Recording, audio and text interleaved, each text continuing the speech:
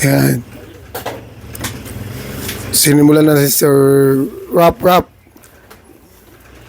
Sir Rap Rap from Pasig. Ang unang birada.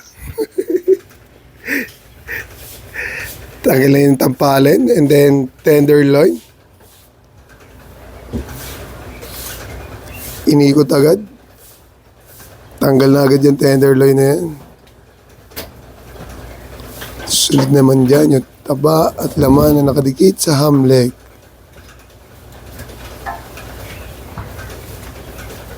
Yan. Papantay lang yan sa 2 joint.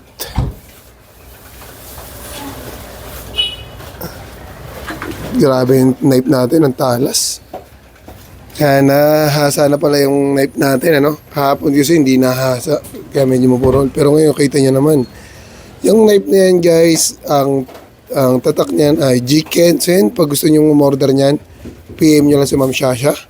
6.5 inches yung knife na yan. Talaga naman napakatalas. At napakagandang gamitin yan sa deboning.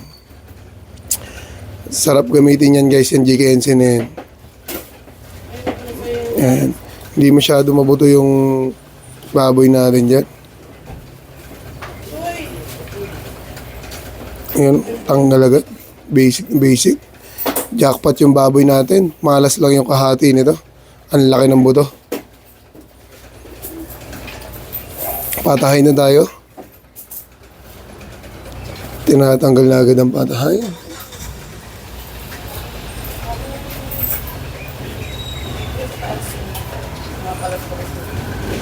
Yan, ganyan lang. Baliktad. Yan. Yan. Pag may buntot, guys, ganyan yung gagawin yung ano, para di kayo nahirapan maghiwa or magtanggal ng pigtail. Pag wala namang buntot, pakabila yung ikot ng ham leg natin, no? Para yung bias nandito sa right side nyo, ang tinatanggal nyo yung pigtail. Kung tutusin, guys, sila kakapanood nila nakakapanood sa atin na actual, mas mabilis na nila nakukuha ng maayos. At konting-konting practice na lang talaga na mahusay na rin talaga sila. Step by step na, tapos yun, nakukuha na nila yung technique. Paghawak sa knife, paggamit ng knife. Pero syempre, more practice. Yan, tinatanggal na yung bias. At nandito nga pala si Kuya Eric Padilla. Yan, shout out from Almasan, Talipapa, Eric Padilla. And tinatanggal na yung mga laman sa ilalim ng bias. Pantay mo sa nikap. Yan.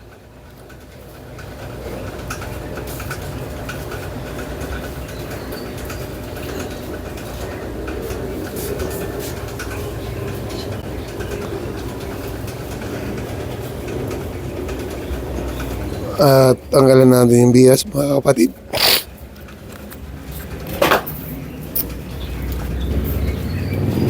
Punta naman tayo sa shoulder.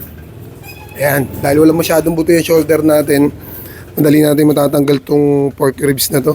Dire-diretso lang yung halos wala nang nick eh. Kawawa lang talaga yung kalahati nito. Siyempre, yung laki ng buto na napunta dun. Alam niya naman ang buto-buto. Low value. Maliit ang buto, mas malaki yung laman na mapupunta sa'yo. Ayun na, tinatanggal na sa doktuhan ni Sir Rex. Ganun naka-basic, guys. Yan, kaya po sa mga nanonood dyan at mga baguhan, pag-aralan nyo mabuti yan. Pagtatanggal ng mga joint at yung pagtanggal ng shoulder blade para di kayo na-delay sa primer cuts and deboning. Angat nyo lang yung soft tissue. Naangat na ni Sir Rex, ni Sir Rap yan. At ihiwain nyo na sa layer.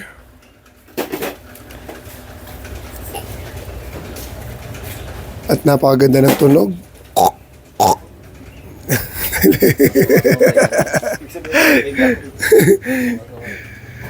Ang ganda talaga ng tunog pagka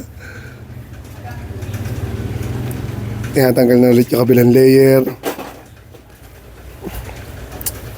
Ayan. Pag nakita kong kayang-kaya na nilang tanggalin na maayos lahat, yung perfect na talaga para sa akin, papagamitin na natin sila na scabbard. Scabbard, apron, hairnet. Siyempre, kailangan naka-PPE uniform talaga. Naka-PPE talaga yung pag nagkakalas kayo guys, no? Number 1 yun. Pero siyempre, ito practice pa lang naman. At kailangan pa nating hasahin mabuti. Yung, tanggal. Ayan, pagka nakukuha na talaga nila yung technique.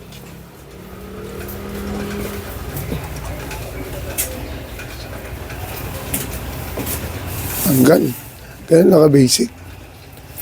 Mahusay na sila magtanggal ng shoulder blade, no? At sa lahat ng mga nanonood dyan, sana makuha nyo rin yung technique na ganyan, guys. Baliktad.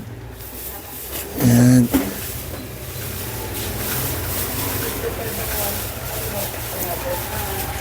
Pwede rin ganyan technique. Puro palabas. Yan. Sige, pop. Yan. Very good. Very good yan.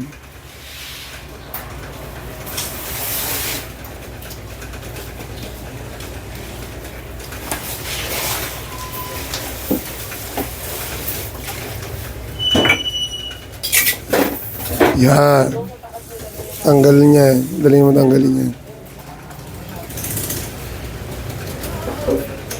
Tanggalin na nga.